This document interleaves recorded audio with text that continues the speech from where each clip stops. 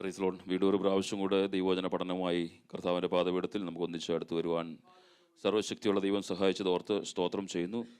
ബഹുമാന്യരായ ദൈവദാസന്മാർ കടന്നു വന്നിരിക്കുന്ന സഹോദരങ്ങൾ, കുഞ്ഞുങ്ങൾ എല്ലാവർക്കും വേഗം വരുന്നവനായ യേശു കർത്താവിൻ്റെ നാമത്തിലുള്ള സ്നേഹവന്ദനത്തെ ആദ്യം തന്നെ അറിയിക്കുന്നു. എഫേസ്യ ലേഖനത്തിൻ്റെ അവസാനത്തെ ക്ലാസ്സിലേക്ക് നാം എത്തിയിരിക്കുന്നു. 6-ാം അധ്യായത്തിൻ്റെ 21 മുതലുള്ള വാക്യങ്ങൾ ഒന്ന് വായിക്കാം.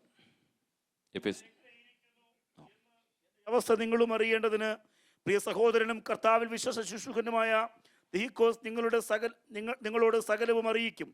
നിങ്ങൾ ഞങ്ങളുടെ വസ്തുത അറിവാനും അവൻ നിങ്ങളുടെ ഹൃദയങ്ങളെ ആശ്വസിപ്പിപ്പാനുമായി ഞാൻ അവരെ നിങ്ങളുടെ അടുക്കലേക്ക് അയച്ചിരിക്കുന്നു. പിതാവായ ദൈവത്തിൽ നിന്നും കർത്താവായ യേശു ക്രിസ്തുവിൽ നിന്നും സഹോദരന്മാർക്ക് സമാധാനവും വിശ്വാസത്തോടു കൂടിയ സ്നേഹവും ഉണ്ടാകട്ടെ. നമ്മുടെ കർത്താവായ യേശു ക്രിസ്തുവിനെ അക്ഷയമായി സ്നേഹിക്കുന്ന എല്ലാവരോടും കൂടെ കൃപയിരിക്കുമാറാകട്ടെ. പൗലോസ് അപ്പോസ്തലന്റെ എഫേസ്യ ലേഖനത്തിൻ്റെ അവസാനത്തെ വാക്കുകൾ കൃപ ഇരിക്കുമാറാകട്ടെ. നമ്മൾ കഴിഞ്ഞ ആഴ്ചയിൽ നമ്മൾ പഠിക്കുവാൻ കഴിഞ്ഞു, സർവായുധ വർഗം ധരിക്കുന്ന ഒരു ദൈവപൈതൽ എങ്ങനെ പ്രാർത്ഥിക്കുന്നവനായി തീരണം, അവൻ്റെ പ്രാർത്ഥന എങ്ങനെയുള്ളതായി തീരണം എന്ന് നമ്മൾ കണ്ടു. ഇവിടെ അവസാനത്തെ അന്ത്യവന്ദനത്തിൽ പൗലോസ് അപ്പോസ്തലൻ അവസാനത്തെ വന്ദനം പറയുമ്പോൾ പൗലോസ് ഈ വാക്കുകൾ 21 മുതൽ 24 വരെയുള്ള വാക്യങ്ങളിൽ നിന്ന് 2 വ്യക്തികളെ നമുക്കവിടെ പരിചയപ്പെടുവാൻ കഴിയും. പൗലോസ് അപ്പോസ്തലന്റെ ഭാഷയിൽ പറഞ്ഞാൽ ക്രിസ്തീയ പടയാളികളായ 2 വ്യക്തികൾ, ഒന്ന് തികിക്കോസ്, 2 പൗലോസ് അപ്പോസ്തലൻ. ഈ 2 വ്യക്തികളെക്കുറിച്ച് നമ്മൾ ആഴമേറി ഒന്ന് പഠിച്ചു കഴിയുമ്പോൾ ഇവർക്ക് ചില പ്രത്യേകതകളും ആ വാക്യത്തിനകത്തു നിന്ന് നമുക്ക് കണ്ട് മനസ്സിലാക്കി എടുക്കുവാൻ കഴിയും. ഏഷ്യക്കാരനായിരുന്ന ഈ വ്യക്തിത്വം പൗലോസ് അപ്പോസ്തലന്റെ യാത്രയിലും പൗലോസ് അപ്പോസ്തലന്റെ മിഷണറി പ്രവർത്തനത്തിലും സഞ്ചിത സഹചാരിയായി നടക്കുന്നുണ്ടെന്ന്, അല്ലെ തന്നോടൊപ്പം ഉണ്ടായിരുന്ന ഒരു വ്യക്തിത്വമായിരുന്നു എന്ന് നമുക്ക് വിശുദ്ധ വേദപുസ്തകത്തിൻ്റെ അടിസ്ഥാനത്തിൽ നമുക്ക് മനസ്സിലായി. പ്രവൃത്തിയുടെ പുസ്തകം 20-ാം അധ്യായത്തിന് 4-ാം വാക്യത്തിൻ്റെ അവസാന വാക്കുകൾ വായിച്ചു വരുമ്പോൾ ആസ്യക്കാരനായ തികിക്കോസും അവനോട് കൂടെ പോയി. അപ്പം ഈ വ്യക്തിത്വം ഈ പൗലോസ് അപ്പോസ്തലന്റെ മിഷണറി യാത്രയിൽ ഒരു സന്ദേശവാഹകനായിട്ട്, ഒരു മെസ്സഞ്ചറായിട്ട് പൗലോസ് അപ്പോസ്തലൻ കൊടുത്തുവിടുന്ന കാര്യങ്ങൾ മറ്റുള്ളവരെ അറിയിക്കുവാൻ വേണ്ടി പൗലോസ് അപ്പോസ്തലന്റെ ശുശ്രൂഷയിൽ തന്നോടൊപ്പം ഉണ്ടായിരുന്ന വ്യക്തിത്വമായിരുന്നു എന്ന് നമുക്ക് മനസ്സിലാക്കാം. അതുകൊണ്ടാണല്ലോ എഫേസ്യ ലേഖനം 6-ാം അധ്യായത്തിൽ 21-ാം വാക്യത്തിൽ നമ്മൾ പറയുന്നത്, സകലവും അറിയിക്കുവാൻ വേണ്ടി ഞാൻ ഒരുവനെ അയക്കുന്നു, അവൻ നിങ്ങളോട് സകലവും അറിയിക്കും. കൊലോസ് ലേഖനം 4-ാം അധ്യായം 7-ാം വാക്യത്തിലേക്ക് കടന്നു വരുമ്പോൾ, എൻ്റെ അവസ്ഥയൊക്കെയും കർത്താവിൽ പ്രിയ സഹോദരനും വിശ്വസ്ത ശുശ്രൂഷകനും സഹഭൃത്യനുമായ തികിക്കോസ് നിങ്ങളോട് അറിയിക്കും. അങ്ങനെ നമ്മൾ വിശുദ്ധ വേദപുസ്തകം നോക്കുമ്പോൾ അനേക സ്ഥലത്ത് ഈ വ്യക്തിത്വത്തെ പൗലോസ് അപ്പോസ്തലന്റെ ശുശ്രൂഷയോടൊപ്പം കണ്ടതായിട്ട് നമുക്ക് കാണുവാൻ കഴിയുന്നുണ്ട്. ഇനിയും തീത്തോസിനെ വിടുവിക്കുവാൻ വേണ്ടി ഈ വ്യക്തിത്വത്തിനെ പൗലോസ് അപ്പോസ്തലൻ അവരുടെ അടുത്തേക്ക് അയക്കുന്നതായിട്ടും നമുക്ക് കാണുവാൻ കഴിയും. എഫേസ്യർ, കൊലോസിയർ, ഫിലേമോൻ എന്നീ ലേഖനങ്ങൾ പൗലോസ് രചിച്ചപ്പോൾ അവരുടെ കരങ്ങളിലേക്ക് ഇതെത്തിക്കുവാൻ വേണ്ടി ഒരു സന്ദേശവാഹകനായിട്ട് പൗലോസ് അപ്പോസ്തലൻ ഈ വ്യക്തിത്വത്തെ ഉപയോഗിച്ചു, അല്ലെങ്കിൽ ആ ശുശ്രൂഷയിൽ തൻ പങ്കാളികളായി പൗലോസ് അപ്പോസ്തലനോടൊപ്പം ഉണ്ടായിരുന്നു എന്ന് നമുക്ക് മനസ്സിലാക്കി എടുക്കുവാൻ കഴിയും. ഇനി പോട്ടെ, ഈ 2 വ്യക്തിത്വങ്ങളിൽ നിന്ന് നമുക്ക് ചില സ്വഭാവ വിശേഷങ്ങൾ നമുക്ക് പഠിച്ചെടുക്കാൻ പൗലോസ് തന്നെ ഈ വ്യക്തിത്വത്തെക്കുറിച്ച് ചില ആഴമേറിയ സത്യങ്ങൾ ആ വാക്യങ്ങളിൽ നിന്ന് വിളിച്ചു പറയുന്നു. ഒന്ന്, അദ്ദേഹം ഒരു പ്രിയപ്പെട്ട സഹോദരൻ ആയിരുന്നു. നമുക്ക് ആ വാക്യങ്ങൾ വായിച്ചു വരുമ്പോൾ നമുക്ക് കാണുവാൻ സാധിക്കും, പ്രിയ സഹോദരൻ. പൗലോസ് അപ്പോസ്തലന്റെ മിഷണറി ജീവിതത്തിനകത്ത് ഏറ്റവും പ്രിയനായ ഒരു വ്യക്തിത്വമായിട്ട് ഈ വ്യക്തി നിൽക്കുന്നതായിട്ട് നമുക്ക് കാണാൻ കഴിയുന്നുണ്ട്. അപ്പോൾ പ്രിയ സഹോദരൻ, നമ്മൾ പലപ്പോഴും ഉപയോഗിക്കുന്ന ഒരു വാക്കാണ് ബ്രദർ, സഹോദരൻ എന്ന വാക്ക്. പക്ഷേ ഈ സഹോദരൻ എന്ന വാക്കിന് ആഴമേറിയ ഒത്തിരി അർത്ഥമുണ്ട്. അപ്പോൾ പൗലോസ് ഈ വ്യക്തിയെക്കുറിച്ച് പറയുന്ന ഒരു വാക്കാണ് പ്രിയ സഹോദരൻ. ഒരു വ്യക്തിക്ക് ആത്മീയൻ, ദൈവപൈതൽ, പ്രാർത്ഥിക്കുന്നവൻ, ദൈവസേനയിൽ ആത്മാവിൽ ദൈവത്തെ ആരാധിക്കുന്ന വ്യക്തിത്വം, നമ്മൾ ഒരു പ്രിയ സഹോദരൻ, സഹോദരി എന്ന് പറഞ്ഞ് ഒരാൾക്ക് ഷെയ്ക്ക് ഹാൻഡ് കൊടുക്കുമ്പോൾ അതിനകത്തൊരു ആഴമേറിയ അർത്ഥങ്ങൾ ഉണ്ടെന്നുള്ള തിരിച്ചറിവ് നമുക്കുണ്ടായിരിക്കണം. പ്രവൃത്തിയുടെ പുസ്തകം 20-ാം അധ്യായത്തിൻ്റെ 35-ാം വാക്യങ്ങൾ താഴോട്ട് വായിച്ചു വരുമ്പോൾ ഈ പ്രിയ സഹോദരന്മാർക്കുണ്ടാകേണ്ട ചില കാര്യങ്ങൾ അവിടെ പറയുന്നുണ്ട്. എൻ്റെ പ്രയത്നം ചെയ്തു പ്രാപ്തിയില്ലാത്തവരെ സഹായിക്കുവാനും വാങ്ങുന്നതിനേക്കാൾ കൊടുക്കുന്നത് ഭാഗ്യമെന്ന് കർത്താവ് യേശു താൻ പറഞ്ഞ വാക്ക് ഓർത്തുകൊള്ളുകയും വേണ്ടതിന് ഇന്ന് ഞാൻ എല്ലാം കൊണ്ടും നിങ്ങൾ ദൃഷ്ടാന്തം കാണിച്ചിരിക്കും. പൗലോസ് അപ്പോസ്തലൻ പറഞ്ഞൊരു വാക്കാ. അപ്പം ഈ സഹോദരൻ എന്ന വാക്കിൻ്റെ ഏറ്റവും ആഴമേറിയ അർത്ഥം എന്തെന്നറിയാമോ? പ്രാപ്തിയില്ലാത്തവരെ സഹായിക്കുവാനും വാങ്ങുന്നതിനേക്കാൾ കൊടുക്കുന്നത് നല്ലതാണെന്നുള്ള തിരിച്ചറിവ്, അല്ലെങ്കിൽ മറ്റുള്ളവന്റെ കഷ്ടതകൾ കാണുമ്പോൾ അത് തിരിച്ചറിയുവാനുള്ള ആ ഒരു തിരിച്ചറിവ് ഒരു സഹോദരൻ ഉണ്ടായിരിക്കണം. അതുകൊണ്ടാണ് പൗലോസ് അപ്പോസ്തലൻ റോമാലേഖനം 12-ാം അധ്യായത്തിന്റെ 13-ാം വാക്യം വായിച്ചു വരുമ്പോൾ നമുക്കവിടെ പൗലോസ് അപ്പോസ്തലൻ ഇതിനെക്കുറിച്ച് സ്റ്റേറ്റ്മെന്റ് അവിടെ പറയുന്നുണ്ട്.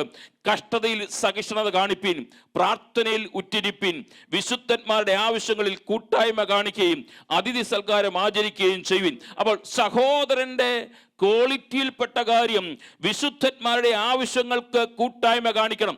ദൈവസഭയ്ക്കകത്ത് ഞാൻ നിങ്ങൾ കർത്താവിനെ ആരാധിക്കുമ്പോൾ, ദൈവസഭയിൽ വന്നിരുന്നു ഒന്നിച്ചു ഒരു പായൽ ദൈവത്തെ ആരാധിക്കുമ്പോൾ, ഞാൻ നിങ്ങളും കരങ്ങളെടുത്ത് സഹോദര എന്ന് വിളിക്കുമ്പോൾ ആ സഹോദരന്റെ ആവശ്യത്തെ തിരിച്ചറിഞ്ഞ് അതിനകത്തൊരു കൂട്ടായ്മ ആചരിക്കുവാൻ കഴിഞ്ഞെങ്കിൽ മാത്രമേ എനിക്കും നിങ്ങൾക്കും കരം കൊടുക്കുമ്പോൾ സഹോദര എന്ന് പറയാൻ കഴിയുള്ളൂ. അകത്ത് ആത്മാവ് പൗലോസ് അപ്പോസ്തലൻ പറയാണ്, എന്റെ പ്രിയ സഹോദരൻ എന്ന് പറയുമ്പോൾ ആ പ്രിയ സഹോദരൻ എന്ന വാക്കിന് പൗലോസിന് ആഴമേറിയ ഒരു ബന്ധമുണ്ട്. കാരണം ജയിലറയ്ക്കകത്ത് ആകുമ്പോഴും ജയിലറയ്ക്കകത്ത് അകപ്പെട്ടു പോയപ്പോഴും ഈ പ്രിയ സഹോദരൻ കൂടെ ഇരുന്ന് തൻ്റെ ആവശ്യങ്ങളുടെ കൂടെ ഇരുന്ന് താൻ പറയുന്ന കാര്യങ്ങളെല്ലാം കൈകൊടുക്കുമ്പോൾ തൻ്റെ ആവശ്യങ്ങൾ നിറവേറ്റി തന്ന ആ സഹോദരനായിരുന്നുകൊണ്ട് അവരോട് പറയാണ് പ്രിയ സഹോദര എന്ന് പറയുന്നത്. അങ്ങനെയാണെങ്കിൽ നമ്മൾ ആത്മീയരെന്ന് പറയുന്ന നമ്മളും ജീവിതയാത്രയിൽ നമ്മൾ മറ്റുള്ളവരെ സഹോദര എന്ന് വിളിക്കുമ്പോൾ അവരുടെ കഷ്ടതയിലും നമ്മൾ ആവശ്യമായ കൂട്ടായ്മ കാണിക്കുവാൻ നമ്മൾ കഴിവുള്ളവരായി തീരണം. അതുകൊണ്ടാണല്ലോ അപ്പോസ്തലനായ പൗലോസ് ഗലാത്യ ലേഖനം 6-ാം അധ്യായത്തിന്റെ 10-ാം വാക്യം വായിച്ചു വരുമ്പോൾ അവിടെ ഒരു വാക്ക് വളരെയധികം ചിന്തിപ്പിച്ചൊരു വാക്ക് ഇപ്രകാരം എഴുതിയിട്ടുണ്ട്. ആകയാൽ അവസരം കിട്ടും പോലെ നാം എല്ലാവർക്കും, അവിടെ ഒരു ഫുൾ സ്റ്റോപ്പ് ഇട്ടിട്ട് അടുത്തൊരു വാക്ക് പറയുന്നുണ്ട്, വിശേഷാൽ സകവിശ്വാസികൾക്കും നന്മ ചെയ്യുക. അപ്പോൾ സഹോദര എന്ന് നമ്മൾ വിളിച്ചു കഴിയുമ്പോൾ ക്രിസ്തുവിന്റെ രക്തത്താൽ വീണ്ടെടുക്കപ്പെട്ട് രക്ഷിക്കപ്പെട്ട് ദൈവസഭയുടെ ഭാഗമായി കഴിഞ്ഞാൽ വിശേഷാൽ സകവിശ്വാസികൾക്കും നന്മ ചെയ്യുന്നവരായി തീരണം. നമ്മൾ കണ്ണുകൊണ്ട് കണ്ടിട്ട് കാണാത്തവരെ പോകുന്നവരെ അല്ല സഹോദര എന്ന് പറയുന്നത്.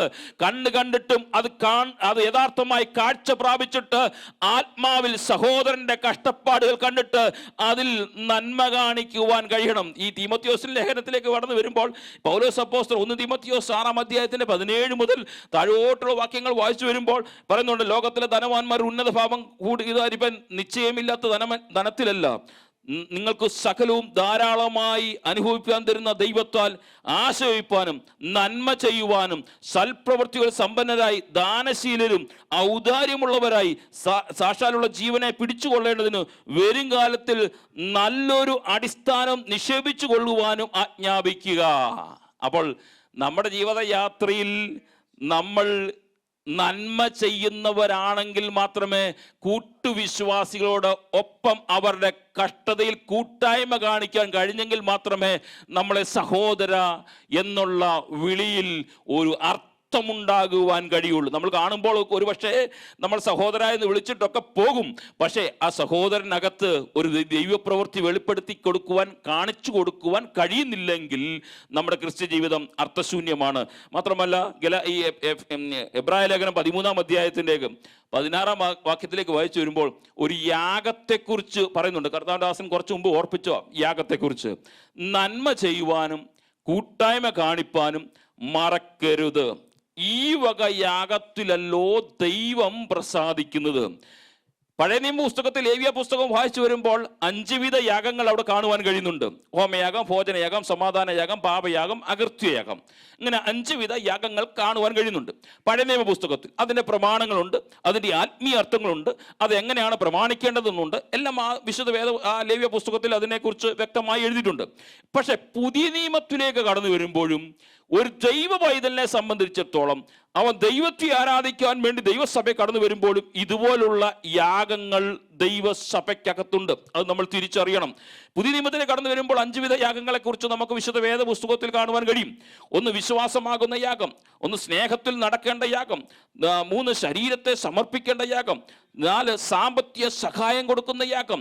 ഇനി 5-മത്തെയാണ് നമ്മളിപ്പോൾ വായിച്ചത്, നന്മ ചെയ്യുവാനും കൂട്ടായ്മ കാണിക്കുവാനും നാം സന്നദ്ധരാകണം. ഈ വക യാഗത്തിലല്ലോ ദൈവം പ്രസാദിക്കുന്നത്. അപ്പോൾ നമ്മൾ ദൈവത്തെ ആരാധിക്കാൻ വേണ്ടി ദൈവസഭയ്ക്കകത്ത് കടന്നു വന്നും 2.5 മണിക്കൂർ ഇതിനകത്തിരുന്ന് സമയത്തെ വേർതിരിച്ചു ദൈവത്തെ ആത്മാവിൽ ആരാധിച്ചു എന്ന് നമ്മൾ പറഞ്ഞിട്ട് നമ്മൾ മടങ്ങിപ്പോകുമ്പോൾ നമ്മുടെ ആരാധനയിൽ ദൈവപ്രസാദം അനുഭവിച്ചറിയുവാൻ കഴിയണമെങ്കിൽ നാം ദൈവത്തിന്റെ കൽപ്പനയനുസരിച്ച് സഹോദരങ്ങളോട് കൂട്ടായ്മ ആചരിച്ച്, ദൈവസഭയോട് കൂട്ടായ്മ ആചരിച്ച്, ദൈവദാസന്മാരോട് കൂട്ടായ്മ ആചരിച്ച് നമ്മുടെ യാഗം ദൈവത്തിന് പ്രസാദമാകുന്നുണ്ടോ എന്ന് തിരിച്ചറിഞ്ഞ് ദൈവത്തെ യഥാർത്ഥമായി ആരാധിച്ചെങ്കിൽ മാത്രമേ നമ്മുടെ ആരാധനയിൽ ദൈവ സാന്നിധ്യം അനുഭവിച്ചറിയാൻ കഴിയുള്ളൂ. അല്ല എങ്കിൽ നാം വെറുതെ കടന്നു വന്ന് മടങ്ങി ഒരു നേർച്ചയ്ക്ക് വേണ്ടി കടന്നു വന്നു പോകുന്നവരെ പോലെയാകും നമ്മുടെ ആരാധനയിൽ ഒരു ദൈവ സാന്നിധ്യം അനുഭവിച്ചറിയാൻ കഴിയില്ല. ഒരുപക്ഷെ ഞാൻ എന്തെങ്കിലും കടന്നു വന്നിട്ട് പരിശുദ്ധാത്മാവിൽ നിറഞ്ഞോ എന്ന് ചോദിച്ചാൽ, ഒരു ആത്മസന്തോഷം പ്രാപിച്ചോ എന്ന് ചോദിച്ചാൽ, ഒരുപക്ഷെ നമുക്ക് ആരാധന കഴിഞ്ഞ് വെളിയിൽ പോകുമ്പോൾ അങ്ങനെ പറയാൻ കഴിയുന്നില്ലെങ്കിൽ ഈ രാത്രിയിലും നമ്മളെ സമർപ്പിക്കണം. കർത്താവേ, എൻ്റെ യാഗത്തിൽ, എൻ്റെ ആരാധനയിൽ അങ്ങയുടെ പ്രസാദം അനുഭവിച്ചറിയുവാൻ ഞാൻ ചെയ്യേണ്ട കാര്യങ്ങൾ, കൂട്ടായ്മ ആചരിക്കേണ്ട കാര്യങ്ങൾ, സഹോദരനോട് ബന്ധത്തിൽ, ദൈവസഭയുടെ ബന്ധത്തിൽ അത് ആചരിച്ച് മുന്നോട്ട് പോകുവാൻ കഴിയണം. കാരണം എന്തെന്നറിയാമോ? അതുകൊണ്ടാണ് 1 യോഹന്നാന്റെ ലേഖനം 3-ാം അധ്യായത്തിന്റെ 16-ാം വാക്യത്തിലേക്ക് കടന്നു വരുമ്പോൾ അവൻ പറയുന്നത്, ഇതെല്ലാം ചെയ്യേണ്ടതിന്റെ ഉദ്ദേശ ലക്ഷ്യമെന്നറിയാമോ? അവൻ നമുക്ക് വേണ്ടി തൻ്റെ പ്രാണനെ വെച്ചു കൊടുത്തതിനാൽ നാം ആ സ്നേഹം എന്തെന്ന് അറിഞ്ഞിരിക്കുന്നു. നാമും സഹോദരന്മാർക്ക് വേണ്ടി പ്രാണനെ വെച്ചു കൊടുക്കേണ്ടതാകുന്നു. ഇതിനൊന്നും യോഗ്യതയില്ലായിരുന്ന എന്നെയും നിങ്ങളെയും ആ പരമയാഗത്താൽ, ക്രിസ്തുവിന്റെ കാൽവരി ക്രൂശ് മുഖാന്തരമായിട്ട് ആ യാഗത്താൽ എന്നെ സ്നേഹിച്ചത് കൊണ്ട് സഹോദരന്റെ വേദന കാണുമ്പോൾ കണ്ടിട്ട് കാണാത്തവരെ പോലെ പോകുന്നവരായി തീരരുത്. അത് കണ്ടിട്ട് അവന് വേണ്ടി എന്തൊക്കെ ചെയ്യാമോ ഇവിടെ പറഞ്ഞിരിക്കുന്നത്, സ്വന്തം ജീവനെ കൊടുക്കേണ്ടി വന്നാലും അത് കൊടുക്കുവാൻ തയ്യാറാകുന്നവൻ മാത്രമേ ഷെയ്ക്ക് ഹാൻഡ് കൊടുക്കുമ്പോൾ സഹോദര, അല്ലെങ്കിൽ വാക്കുകൊണ്ട് സഹോദര എന്ന് വിളിക്കുന്നത് കൊണ്ട് അർത്ഥമാകുകയുള്ളൂ. പൗലോസ് പറയാണ്, എന്റെ കൂടെ നടക്കുന്ന തിക്കിക്കോസ് എന്ന് പറയുന്ന ഈ യൗവനക്കാരൻ അവൻ സ്വന്തം പ്രാണനെ കൊടുക്കുവാൻ തയ്യാറാണ്. ജയിലറയ്ക്കകത്ത് എന്നെ വന്നു കണ്ടിട്ട് എന്റെ സന്ദേശങ്ങൾ മറ്റുള്ള ദൈവസഭയിലേക്ക് അവന്റെ ജീവിതയാത്രയുടെ സകലവും മാറ്റിവെച്ചതിന് ശേഷം അവൻ യാത്ര ചെയ്ത് അതാത് സ്ഥലത്ത് എന്നാ മെസ്സേജ് എത്തിക്കുന്ന ഒരു ദൈവവേദനാണ്. അവൻ എനിക്ക് ഏറ്റവും പ്രിയപ്പെട്ട ഒരു സഹോദരനാണ്. അടുത്തത് പൗലോസ് അപ്പോസ്തലൻ ആ വ്യക്തിയെ കുറിച്ച് പറയുന്ന അടുത്തൊരു സാക്ഷ്യമുണ്ട്. അദ്ദേഹം വിശ്വസ്തനായ ഒരു ശുശ്രൂഷക്കാരനാകുന്നു.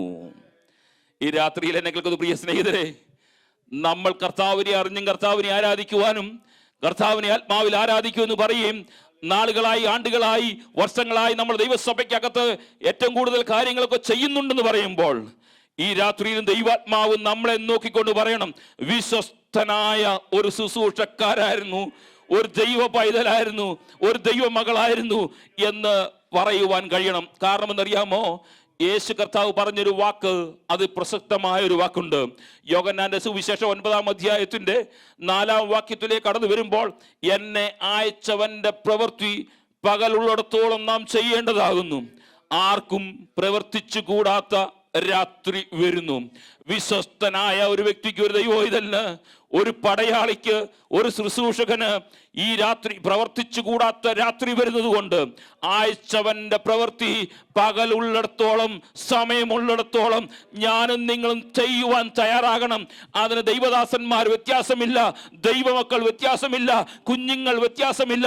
നമ്മളെ അയച്ചവന്റെ പ്രവൃത്തി ചെയ്തെടുത്ത് ജീവിച്ചെടുക്കെങ്കിൽ മാത്രമേ ഞാനും നിങ്ങളും പരിശുദ്ധാത്മാവ് പ്രാപിച്ചിട്ടുണ്ട് എന്ന് നമുക്ക് പറയുവാൻ കഴിയുള്ളൂ. ഇവിടെ പറയാണ്, ആ വ്യക്തിത്വം പൗലോസ് പറയാണ് വിശ്വസ്തനായ ഒരു ശുശ്രൂഷകനായിരുന്നു. അതുകൊണ്ടാണല്ലോ പൗലോസ് അപ്പോസ്തലൻ ഈ അനേക വാക്കുകളിലൂടെ ഇത് കാര്യം നമ്മളെ ഓർപ്പിച്ച് ഉണർത്തുന്നു. വിശ്വസ്തൻ എങ്ങനെയായി തീരണം? നാം ചെയ്യേണ്ട പ്രവൃത്തി നാം ചെയ്തു തീർക്കണം. മാത്രമല്ല, പ്രവൃത്തിയുടെ പുസ്തകം 4-ാം അധ്യായത്തിന്റെ 20-ാം വാക്യത്തിലേക്ക് വരുമ്പോൾ നമുക്കറിയാം, ഞങ്ങൾ കണ്ടും കേട്ടുമിരിക്കുന്നത് പ്രസ്താവിക്കാതിരിപ്പാൻ കഴിയുന്നതല്ല എന്ന് ഉത്തരം പറഞ്ഞു.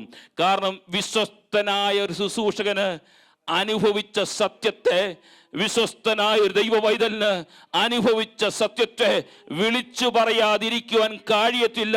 അവൻ വിളിച്ചു പറഞ്ഞെങ്കിൽ മാത്രമേ ആ സാക്ഷ്യത്തിന് യഥാർത്ഥ സാക്ഷ്യം അവൻ മറ്റുള്ളവരിലേക്ക് എത്തിക്കാൻ കഴിഞ്ഞെങ്കിൽ മാത്രമേ കർത്താവ് നമ്മളെ നോക്കിക്കൊണ്ട് പറയും അവൻ വിശ്വസ്തനായ ഒരു വ്യക്തിയാണ്. കാരണം അവൻ പ്രാപിച്ചത് മറ്റുള്ളവരിലേക്ക് എത്തിക്കുവാൻ വേണ്ടി തയ്യാറായി. അങ്ങനെയാണെങ്കിൽ ഈ രാത്രിയിലും നമ്മളെ ഏൽപ്പിച്ചിരിക്കുന്ന ദൗത്യം എന്ന് പറയുന്നത് ഈ ദേശത്ത് കടന്നു വന്നിരുന്ന് അവിടെ ആത്മീയ സന്തോഷം പ്രാപിച്ചുകൊണ്ട് ഞാൻ അനുഭവിച്ച്, എൻ്റെ കുടുംബം അനുഭവിച്ച്, എൻ്റെ ദൈവസഭ അനുഭവിച്ച് പോകുവാൻ വേണ്ടിയല്ല ആഗ്രഹിക്കുന്നത്.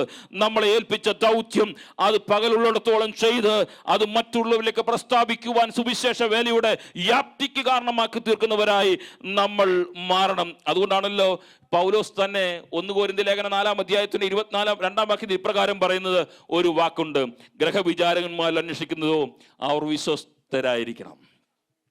നമ്മൾ എത്ര നാൾ ദൈവത്തെ ആരാധിച്ചു എന്നുള്ളതല്ല ഇവിടുത്തെ പ്രശ്നം.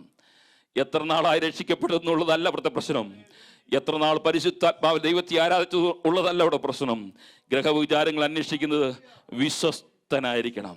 ഏൽപ്പിച്ച ദൗത്യം വിശ്വസ്തയോടെ ചെയ്യുവാൻ നമുക്ക് കഴിയണം. എന്നെ കേൾക്കുന്ന പ്രിയ സഹോദരൻ, അത് പാസ്റ്റർമാരിൽ മാത്രം ഒതുക്കപ്പെട്ട കാര്യമല്ല, അത് വിശ്വാസികളിൽ മാത്രം ഒതുക്കപ്പെട്ട കാര്യമല്ല. നമ്മൾ എല്ലാവരും ആ ദൗത്യം യേശു കർത്താവിനെ രക്ഷകനായി സ്വീകരിച്ച് സ്നാനപ്പെട്ട് ദൈവസഭയുടെ ഭാഗമായി ഇരുന്ന നമ്മൾ ഓരോരുത്തരും മിഷണറി വേലക്കാരാണ്. ആ ദൗത്യം നമ്മൾ ഏൽപ്പിച്ചിരിക്കുന്നു. ആ വിശ്വസ്തനാണെന്നുള്ള പേരെനിക്ക് ലഭിക്കണമെങ്കിൽ വിശ്വസ്തയോടെ അത് വ്യാപാരം ചെയ്യുന്നവനായി തീരണം. ഇവിടെ പൗലോസ് പറയാണ്, ഞാൻ എൻ്റെ പ്രിയ സഹോദരനായിരിക്കുന്ന ആ വ്യക്തിത്വം വിശ്വസ്തനായ വ്യക്തിയാണ്. കാരണം ഞാൻ ഏൽപ്പിക്കുന്ന ആ ദൗത്യം അവൻ ആ വിശ്വസ്തയോടെ ദൈവസഭകളിലേക്ക് എത്തിച്ചുകൊണ്ടിരുന്നു. എഫെസോസ് ദൈവസഭയ്ക്ക് കൊണ്ട് കൊടുത്തു, കൊലോസ് ദൈവസഭയ്ക്ക് കൊണ്ട് കൊടുത്തു, ഫിലോമോന്റെ ദൈവസഭയ്ക്ക് കൊണ്ട് കൊടുത്തു. അങ്ങനെ പല ദൈവസഭകളെ പലർക്ക് വേണ്ടി സഹായത്തിനു വേണ്ടി ഞാൻ പറഞ്ഞപ്പോൾ അവിടെ എല്ലാം പോയി വിശ്വസ്തയോടെ കാര്യങ്ങൾ ചെയ്തു. ആ ഗ്രഹവിചാരങ്ങളിൽ അന്വേഷിച്ചതോ വിശ്വസ്തത മാത്രമാണ്. അങ്ങനെയാണെങ്കിൽ നമ്മളിലും അന്വേഷിക്കുന്നത് ആ ദൈവത്തെ വിശ്വസ്തയോടെ സേവിക്കുന്നവരായി തീരണം. അതുകൊണ്ടാണ് 1 കൊരിന്ത്യർ ലേഖനം 6-ാം അധ്യായത്തിന്റെ 20-ാം വാക്യം പറയുന്നത്, ആകയാൽ നിങ്ങളുടെ ശരീരം കൊണ്ടും ദൈവത്തെ മഹത്വപ്പെടുത്തണം. വിശ്വസ്തനായ ഒരു വ്യക്തിക്ക് മാത്രമേ ശരീരം കൊണ്ടും ദൈവത്തെ മഹത്വപ്പെടുത്തുവാൻ കഴിയുള്ളൂ. കാരണം നമ്മളിൽ ഏൽപ്പിച്ചിരിക്കുന്ന ആ സുവിശേഷത്തിന്റെ നിർബന്ധം നമ്മൾ മേൽ കിടക്കുന്നുണ്ട്. അതുകൊണ്ട് 1 കൊരിന്ത്യർ ലേഖനം 9-ാം അധ്യായത്തിന്റെ 16-ാം വാക്യം, ഞാൻ സുവിശേഷം അറിയിക്കുന്നെങ്കിൽ എനിക്ക് പ്രശംസിക്കുവാൻ ഒന്നുമില്ല. ഈ വിശ്വസ്തനായ ദൈവദാസന്, ദൈവ പൈതലിന് ഈ ലോകത്തിൽ മറ്റൊന്നും പ്രശംസിക്കുവാനില്ല. നിർബന്ധം എൻ്റെ മേൽ കിടക്കുന്നു. ഞാൻ സുവിശേഷം അറിയിക്കുന്നില്ല എങ്കിൽ എനിക്ക് അയ്യോ കഷ്ടം, കഷ്ടം. ദൈവസഭയോട് ദൈവത്തിന്റെ ആത്മാവ് ഈ രാത്രി എന്നോട് സംസാരിക്കുന്ന ഒരു വാചകമുണ്ട്. ഈ വാക്ക് ഞാൻ വായിച്ചപ്പോൾ ഞാൻ തന്നെ അറിയാതെ ദൈവസനെ നിലവിളിച്ചു പോയി. ഒരു വാക്യപ്രകാരമാണ് പറയുന്നത്, നിർബന്ധം എൻ്റെ മേൽ കിടക്കുന്നു. ഞാൻ സുവിശേഷം അറിയിക്കുന്നില്ല എങ്കിൽ ഞാൻ വിശ്വസ്തനായ ഒരു വ്യക്തിയല്ല. ഞാൻ ദൈവസന്നി വിശ്വസ്തനല്ല. ഞാൻ ദൈവസന്നി ദൈവവനെ സഹോദര എന്ന് വിളിക്കാൻ ഞാൻ യോഗ്യനല്ല. അയ്യോ എനിക്ക് കഷ്ടമെന്നാണ് ദൈവവചനം പറയുന്നത്. അങ്ങനെയാണെങ്കിൽ ഈ രാത്രിയിൽ ഈ ബൈബിൾ സ്റ്റഡിയുടെ അവസാന നിമിഷത്തെ ക്ലാസ്സിലേക്ക് ഞാനും നിങ്ങളും കടന്നു വന്നിരിക്കുമ്പോൾ ഈ രാത്രി നമ്മുടെ സമർപ്പണത്തിലേക്ക് എത്തണം. വെബനേസർ ദൈവസഭ ഒരു സമർപ്പണത്തിലേക്ക് എത്തണം. കർത്താവിന്റെ വചനത്തിന്റെ സുവിശേഷം അറിയിക്കുവാൻ വേണ്ടി നിർബന്ധം എൻ്റെ മേൽ കിടക്കുന്നു. അത് ഒരു വ്യക്തിയിൽ മാത്രം അത് ഉൾക്കൊള്ളുന്ന കാര്യമല്ല. ദൈവസഭയിൽ കടന്നു വന്ന യേശുവിനെ രക്ഷകനായി സ്വീകരിച്ചിരിക്കുന്ന നമ്മളിൽ എല്ലാവരിലേക്കും ആ നിർബന്ധം കിടക്കുന്നു. ആ നിർബന്ധം ഞാൻ അറിയിക്കുന്നില്ല എങ്കിൽ, ആ സുവിശേഷത്തിന്റെ വക്താവായിട്ട് ഞാൻ പോകുന്നില്ലെങ്കിൽ എനിക്ക് അയ്യോ കഷ്ടം, ഞാൻ നിത്യതയ്ക്ക് അവകാശി അല്ല എന്ന് പൗലോസോട് പഠിപ്പിക്കുന്നത്. അങ്ങനെയാണെങ്കിൽ ആ സുവിശേഷത്തിന് ദർശനം പ്രാപിച്ചുകൊണ്ട് എനിക്ക് നിങ്ങൾക്ക് പോകുവാൻ കഴിയണം. നമ്മൾ പരിശുദ്ധാത്മാവിന്റെ നിറവ് പ്രാപിച്ച വ്യക്തിത്വമാണെന്ന് പറയുമ്പോൾ ആ പരിശുദ്ധാത്മാവിന്റെ ദൗത്യമായിട്ട് പോകുവാൻ കഴിയണം. പൗലോസ് കൊരിന്ത്യ ദൈവസഭയോട് പറയുന്ന വാക്ക് ആഴമേറി ഹൃദയത്തിനകത്തേക്ക് തുളച്ചു ചെല്ലുവാൻ കിടവന്നു. അവിടെ പറഞ്ഞിരിക്കും, ഞാൻ വായിച്ചല്ലോ, ഞാൻ സുവിശേഷം അറിയിക്കുന്നു എങ്കിൽ എനിക്ക് പ്രശംസിക്കുവാനൊന്നുമില്ല. മറ്റുള്ളവരുടെ കർത്താവിന്റെ വചനം പറഞ്ഞതുകൊണ്ട് എനിക്ക് വലിയ പ്രശംസയൊന്നും, ഞാൻ വലിയ ആളാണെന്നൊന്നുമില്ല. പക്ഷെ അതെന്ത് കാരണമെന്നറിയാമോ? എന്നെക്കാൾ എൻ്റെ മേൽ ആ നിർബന്ധം കിടക്കുകയാണ്. അത് അറിയിച്ചില്ലെങ്കിലാണ് എനിക്ക് അയ്യോ കഷ്ടം. അതുകൊണ്ടാണല്ലോ 1 കൊരിന്ത്യർ ലേഖനം 15-ാം അധ്യായത്തിലേക്ക് കടന്നു വരുമ്പോൾ, അതിന്റെ 58-ാം വാക്യത്തിലേക്ക് കടന്നു വരുമ്പോൾ പൗലോസ് അപ്പോസ്തലൻ പറയുന്നതാണ്, ആകയാൽ എൻ്റെ പ്രിയ സഹോദരന്മാരെ, നിങ്ങൾ ഉറപ്പുള്ളവരും കുലുങ്ങാത്തവരും നിങ്ങളുടെ പ്രയത്നം കർത്താവിൽ വ്യർത്ഥമല്ല എന്ന് അറിഞ്ഞിരിക്കൽ കർത്താവിന് വേലയിൽ എപ്പോഴും വർദ്ധിച്ചു വരണം, എപ്പോഴും വർദ്ധിച്ചു വരണം. ഇന്നലെ രക്ഷിക്കപ്പെടുത്തിക്കൊണ്ടുവന്നല്ല അവിടെ പറയുന്നത്, ഇന്നലെ ഒരു വിശ്വാസി ഇവിടെ സഭയിൽ വന്നെന്നല്ല ഇവിടെ പറയുന്നത്. നിങ്ങൾ എപ്പോഴും വർദ്ധിച്ചു വരണം. 2024 രണ്ടുപേരെ കൊണ്ടതുകൊണ്ട് നമ്മൾ, അല്ലെങ്കിൽ ഞാൻ രക്ഷിക്കപ്പെട്ട ദിവസം, ഞാൻ സുവിശേഷ വേലയിൽ ഇറങ്ങിയ ദിവസം, ആ ദിവസം രണ്ടുപേരെ ഞാൻ സ്നാനപ്പെടുത്തി എന്ന് പറഞ്ഞത് കൊണ്ട്, അല്ലെങ്കിൽ ഞാൻ രണ്ടുപേരെ കർത്താവിലേക്ക് നേടിയെന്ന് പറഞ്ഞുകൊണ്ട് ഒതുങ്ങിയിരിക്കുവാനല്ല കർത്താവ് എന്നെ കുറിച്ച് ആഗ്രഹിക്കുന്നത്. കർത്താവ് പറയുന്നത്, നീ കർത്താവിന്റെ വേലയിൽ നീ രക്ഷിക്കപ്പെട്ട ദിവസം മുതൽ എപ്പോഴും വർദ്ധിച്ചു വരണം, പുറകോട്ട് പോകുവാൻ അനുവദിക്കരുത്. അപ്പൊ വിശ്വസ്തനായ ദാസൻ കർത്താവിന്റെ വേലയിൽ വർദ്ധിച്ചു വരുന്നവനായിരിക്കണം. തികിക്കോസിന് ഈ ദൗത്യം ഏറ്റെടുത്ത് വിശ്വസ്തൻ എന്ന പേര് പൗലോസ് അപ്പോസ്തലന് കൊടുക്കുവാൻ കഴിഞ്ഞു. മാത്രമല്ല, അടുത്തൊരു ക്വാളിറ്റി ഈ വ്യക്തിത്വത്തെ, അവൻ വിശ്വാസികളുടെ ഒരു സുഹൃത്തായിരുന്നു. നല്ല സ്നേഹബന്ധം അവരുമായിട്ട് പുലർത്തുവാൻ കഴിഞ്ഞു. ഈ യാക്കോബിന്റെ ലേഖനമൊക്കെ വായിച്ചു വരുമ്പോൾ, 1-ാം അധ്യായത്തിന്റെ 17-ാം വാക്യമൊക്കെ വായിച്ചു വരുമ്പോൾ, എല്ലാ നല്ല ദാനങ്ങൾ തികഞ്ഞു വരും ഒക്കെയും ഉയരത്തിന് വെളിച്ചങ്ങളുടെ പിതാവിൽ നിങ്ങൾ ഇറങ്ങി വന്നിരിക്കുന്നു, അവന് വികാരമോ ഗതിഭേദങ്ങളോ ആച്ഛാനമോ ഇല്ല.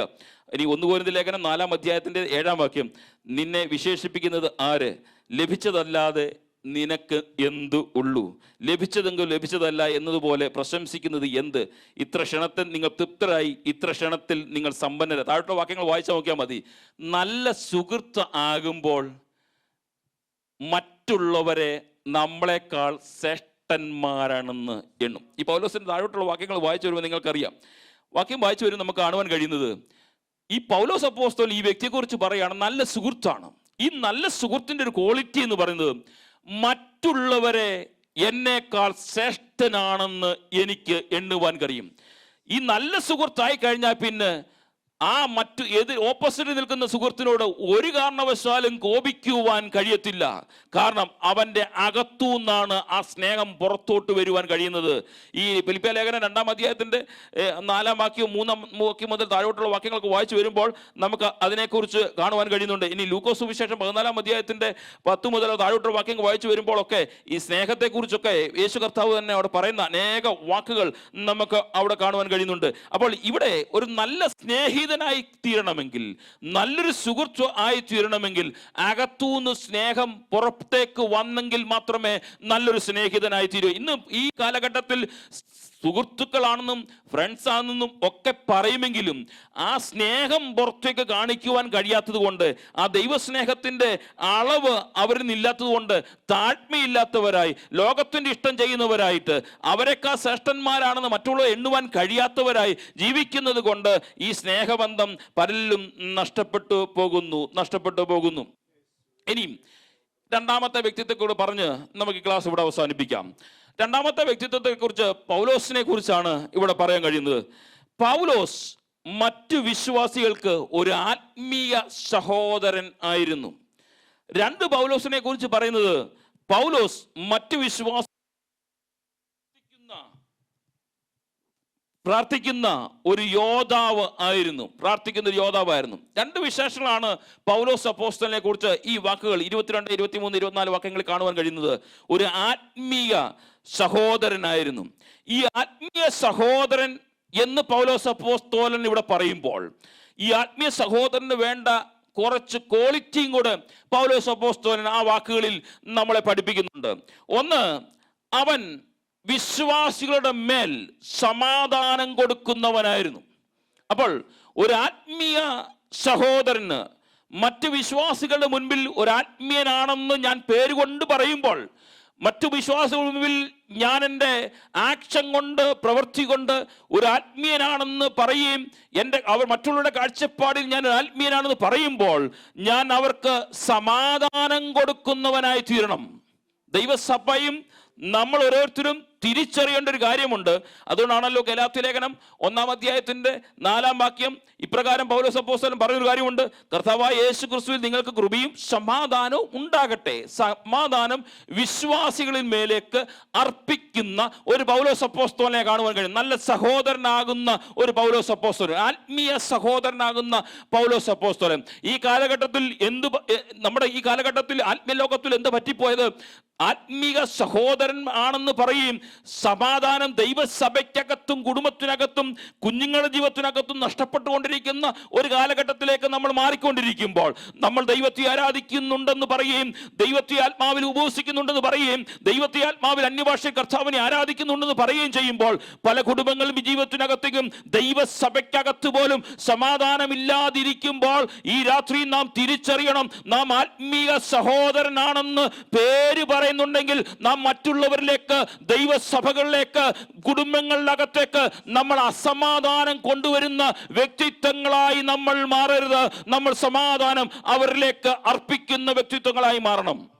അപ്പൊ നമ്മൾ സമാധാനം കൊടുക്കുന്നില്ലെങ്കിൽ മറ്റു കുടുംബങ്ങളിലേക്ക് കൂടെ ആരാധിക്കുന്നവരുടെ ജീവിതത്തിനകത്തേക്ക്, ദൈവസഭയ്ക്കകത്ത് സമാധാനം കൊടുക്കുന്നില്ലെങ്കിൽ ഒരു കാര്യം ഓർത്തോണം, നമ്മൾക്ക് ആത്മീയ സഹോദരൻ എന്ന പേരിൽ അറിയപ്പെടുവാൻ കഴിയത്തില്ല. നമ്മൾ ആത്മീയ സഹോദരനാണെങ്കിൽ നമ്മൾ ജീവിതത്തിനകത്ത് സമാധാനം മറ്റുള്ളവരിലേക്ക് എത്തിക്കുന്നവരായി തീരണം. ഈ കാലഘട്ടം നമുക്കറിയാം, അനേകർക്ക് സമാധാനമില്ല. അതിന് കാരണം ഞാൻ മുമ്പേ പറഞ്ഞൊരു വാക്കാണ്, മറ്റുള്ളവരെ നമ്മളെക്കാൾ ശ്രേഷ്ഠനാണെന്ന് എണ്ണുവാൻ കഴിയാത്തത് കൊണ്ടാണ് ഈ അസമാധാനം പലയിടത്തും, പല കുടുംബത്തിനകത്തും, വ്യക്തി ജീവിതങ്ങൾക്ക് അകത്തും, കുഞ്ഞുങ്ങളുടെ ജീവിതത്തിനകത്തൊക്കെ അസമാധാനം ഉണ്ടാകാൻ കാരണം മറ്റുള്ളവരെ നമ്മളെക്കാൾ ശ്രേഷ്ഠന്മാരാണെന്ന് എണ്ണുവാൻ കഴിയുന്നില്ല. കുടുംബജീവിതത്തിനകത്ത് പോലും പറ്റിപ്പോയ അബദ്ധങ്ങൾ അതാണ്.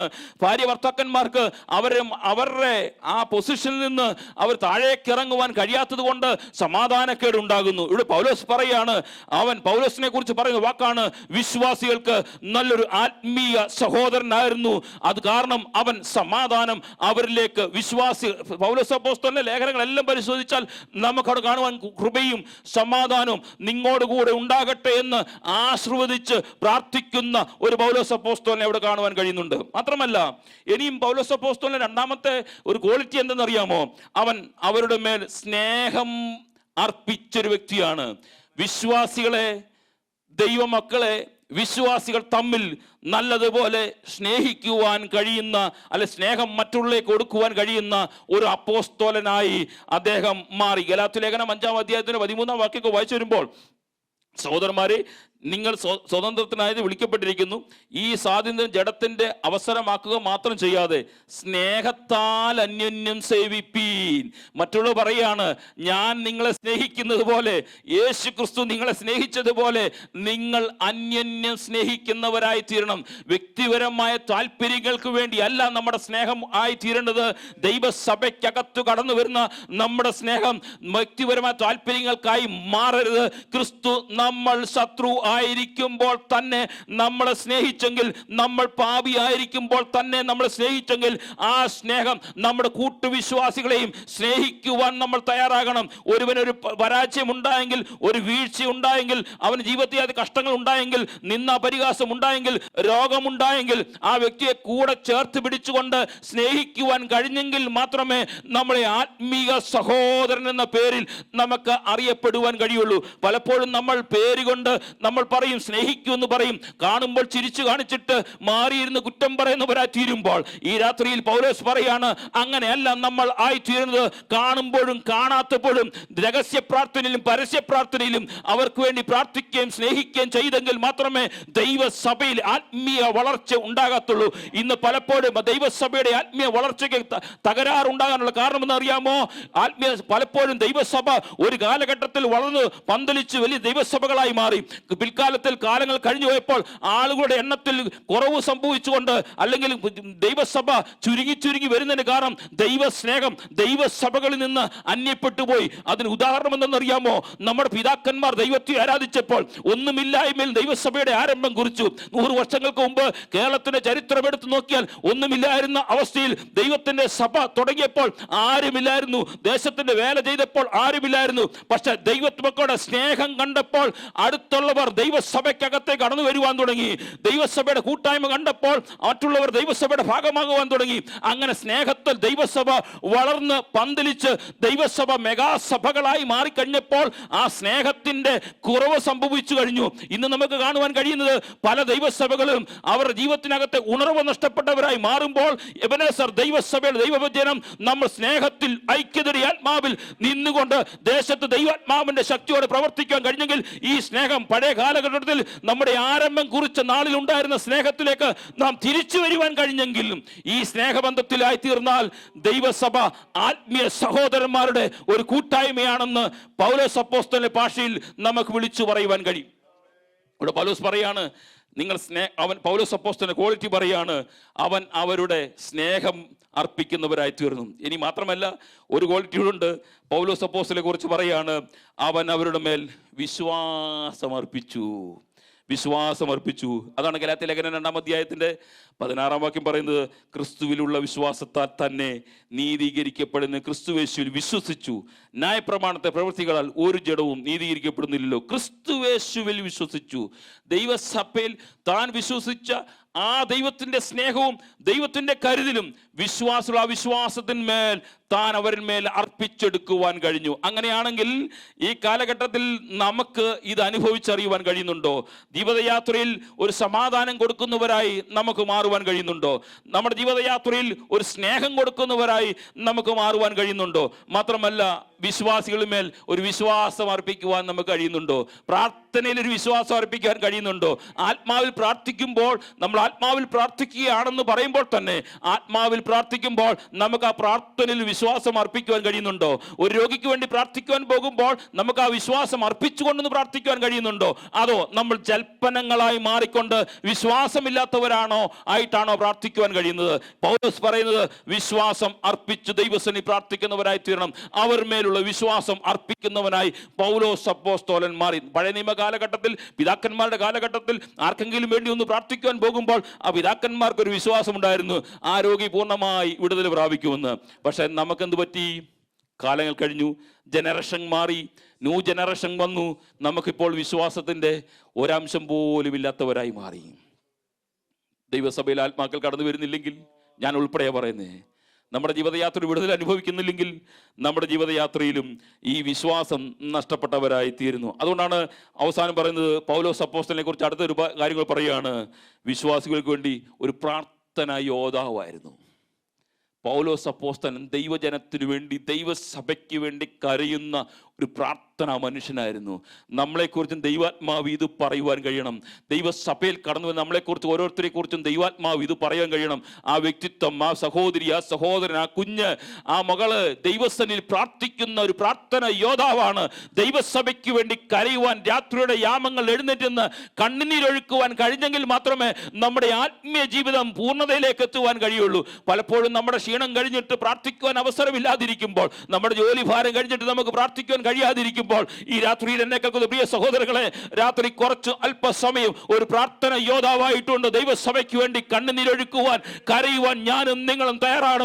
രാത്രിയുടെ യാമങ്ങൾ ആരും ഒരുപക്ഷെ അറിഞ്ഞില്ലെങ്കിലും, ഭാര്യയോ ഭർത്താവോ കുഞ്ഞോ അറിഞ്ഞില്ലെങ്കിലും, എഴുന്നേറ്റ് നിന്നുകൊണ്ട് മുഴങ്കാലുകളെ മടക്കിയിട്ട് ആ സ്വർഗത്തിലേക്ക് നോക്കിയിട്ട് ദൈവസഭയിലെ കുടുംബങ്ങളെ നോക്കിക്കൊണ്ട്, ദൈവസഭയിലെ ദൈവദാസന്മാരെ നോക്കിക്കൊണ്ട്, ദേശത്തിന്റെ ആത്മീയ വിടുതലിന് വേണ്ടി ഒരു പ്രാർത്ഥന യോദ്ധാവായിട്ട് ഈ കാലഘട്ടത്തിൽ എന്നെ എഴുന്നേൽപ്പിക്കണമെന്ന് ഈ രാത്രിയിൽ ദൈവാത്മാവിൽ നമുക്കൊന്ന് പറയാൻ കഴിയണം.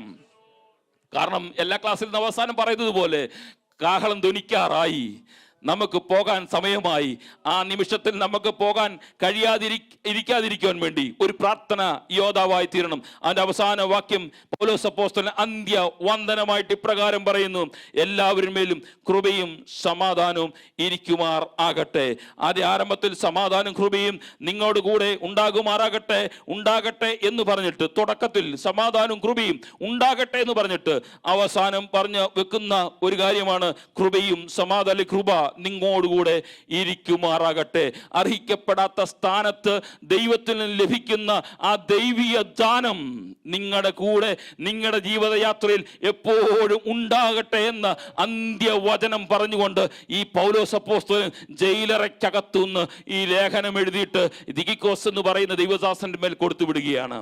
ജീവിതയാത്രയിൽ, നമ്മുടെ ജീവിതയാത്ര ഒന്ന് തിരിഞ്ഞു നോക്കിയാലും ഒന്നിനും സാധ്യതയില്ലാത്ത സ്ഥാനത്ത് നാളെ മരണമാണോ എന്ന് മുന്നിൽ കണ്ടുകൊണ്ട് ഒരു പടയാളിയെ നോക്കിക്കൊണ്ട് അവന്റെ മുൻപിൽ മൂർച്ച കൂട്ടുന്ന വാളിന്റെ ശബ്ദം കേട്ടുകൊണ്ട് ഈ ലേഖനം എഴുതിക്കൊണ്ട് അവർക്കും കൃപയും സമാധാനവും ഉണ്ടാകട്ടെ എന്ന് പറയുന്ന ഒരു പൗലോസ് അപ്പോസ്തലൻ.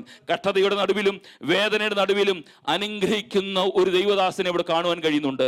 അങ്ങനെയാണെങ്കിൽ ഈ രാത്രിയിലും ഈ എഫേസ്യ ലേഖനം 1-ാം അധ്യായം മുതൽ 6-ാം അധ്യായം വരെ നമ്മൾ പഠിച്ചു കഴിഞ്ഞപ്പോൾ നമ്മുടെ ജീവിതയാത്രയിലും വലിയൊരു വ്യതിയാനം ഉണ്ടാകുവാൻ കഴിയണം. കഴിഞ്ഞ എനിക്ക് തോന്നുന്നു 2 വർഷത്തോളമായി നമ്മൾ ഈ എഫേസ്യ ലേഖനം പഠിക്കുവാൻ തുടങ്ങിയിട്ട് അനേക മണിക്കൂർ, ഏകദേശം എൻ്റെ കാൽക്കുലേഷൻ ശരിയാണെങ്കിൽ ഏകദേശം 25 മണിക്കൂറിൻ്റെ ക്ലാസ്സുകൾ നമ്മൾ എടുത്തിട്ടുണ്ട്. 25 മണിക്കൂറിൻ്റെ 45 എപ്പിസോഡുകൾ നമ്മുടെ യൂട്യൂബിൽ കാണുവാൻ കഴിയുന്നുണ്ട്. ഈ ക്ലാസ്സുകൾ നമ്മൾ കേട്ടത് കൊണ്ട് കാര്യമില്ല. എൻ്റെ ഉൾപ്പെടെ ജീവിതയാത്ര ഒരു അനുഗ്രഹമായി തീരണം. കർത്താവേ, ഈ കാലഘട്ടത്തിൽ എന്നെ ഒന്ന് ഉപയോഗിക്കണമേ, എന്നെ ഒന്ന് ഉപയോഗിക്കണം. ദൈവസഭയ്ക്കകത്ത് എന്നെ ഒന്ന് ഉപയോഗിക്കണം. ഞാനായിരിക്കുന്ന ദേശത്ത് എന്നെ ഒന്ന് ഉപയോഗിക്കണം. മറ്റുള്ളവർക്ക് സമാധാനം പകരുവാൻ വേണ്ടി, മറ്റുള്ളവർക്ക് വേണ്ടി പ്രാർത്ഥിക്കുന്ന യോദ്ധാവായിട്ട് എൻ്റെ തലമുറയും എൻ്റെ ദൈവസഭയെ ഒന്ന് ഉപയോഗിക്കണമേ എന്ന് ദൈവാത്മാവിൽ നമുക്കൊന്ന് പ്രാർത്ഥിച്ചെടുക്കുവാൻ കഴിയണം. ദൈവവചനം കേൾക്കുന്നതിനേക്കാൾ ഉപരി അത് പ്രാവർത്തിക ജീവിതത്തിലേക്ക് കൊണ്ടുവരുവാൻ നമുക്ക് കഴിയണം.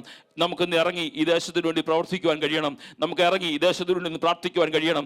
2025 തീരുന്നതിന് മുമ്പ്, നമ്മുടെ കർത്താവിൻ്റെ വരവിന് മുമ്പ് നമ്മുടെ ദൈവസഭയിൽ ഇരിക്കുവാൻ ഇടയില്ലാത്തതുപോലെ ആത്മാക്കൾ വന്നു കയറുവാൻ കഴിയണം. അനേക വ്യക്തികൾ രക്ഷിക്കപ്പെടുവാൻ, സ്നാനപ്പെടുവാൻ കഴിയണം. അതിന് ഈ വചന പഠനം നമ്മുടെ ജീവിതയാത്രയുടെ ഏറ്റവും അനുഗ്രഹമായി തീരണം. ദുഷ്ടന്റെ കണിയിൽ നിന്നും ദുഷ്ടന്റെ ഭുജത്തിൽ നിന്നും നമ്മളെ വിടുവിച്ചുകൊണ്ട് പ്രാർത്ഥനയാകുന്ന ശക്തിയുടെ കരങ്ങൾ ഏറ്റെടുത്തുകൊണ്ട് ഈ ദിവസങ്ങൾ ദേശത്തിന് വേണ്ടി പ്രവർത്തിക്കുവാൻ വേണ്ടി സർവ്വശക്തിയുള്ള ദൈവം എല്ലാ വ്യക്തി ജീവിതങ്ങളെയും ദൈവസഭയും ദൈവദാസന്മാരെയും സഹായിക്കട്ടെ. ഈ അവസരങ്ങൾ എനിക്ക് തന്ന ദൈവദാസന്മാരോട് നന്ദിയെയും അറിയിച്ചുകൊള്ളുന്നു.